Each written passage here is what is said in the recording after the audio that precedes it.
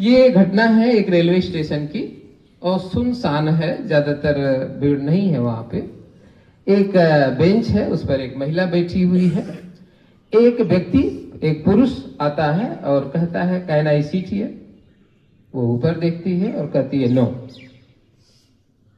ठीक, थोड़ी देर बाद एक और व्यक्ति आता है, वो कहता है मे आई सीट हियर। वो कहती है यस। हो सकता है आप दोनों में डिफरेंस समझ रहे हो। भाषा नवोदय विद्यालय एक नया अवसर देता है हमारे जीवन में, आपके जीवन में खास तौर से। तीन भाषा का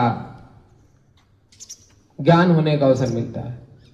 एक तो हमारी मातृभाषा हिंदी है, इसके अलावा और भी हम जिस लोकल क्षेत्रीय डायलेक्ट से आते हैं वहां की हमारी भोजपुरी से लेकर के तमाम सारी थारू और अन्य सारी मातृभाषाएं हमारी हैं।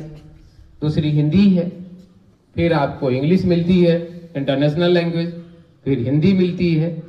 तो ये हमारे जीव इतनी सारी भाषाएं रही हैं और वो धीरे धीरे धीरे धीरे कुछ बड़ी भाषाओं के प्रभाव में विलुप्त होती चली गई, क्योंकि उनको अवसर उस तरीके से कंपटीशन से लेकर के तमाम सारी चीजों में वो अवसर नहीं दिया गया कि वह उस भाषा में, हालांकि बहुत सारा सुधार, संवैधानिक सुधार किया गया और बहुत सारी भाषाओं को जोड़ा गया।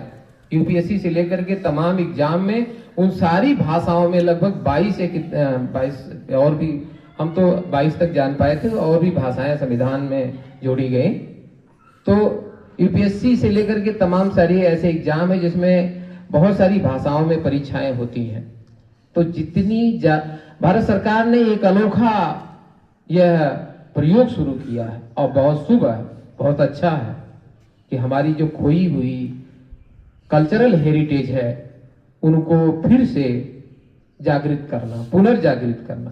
पुनर्जागरण भी इसी कहते हैं कि हम अपनी खोई हुई अस्मिता, खोई हुई हमारे मूल्य, खोई हुए हमारे धरोहर, उनको हम फिर से जो है पुनर्जागृत करें और आगे लाएं।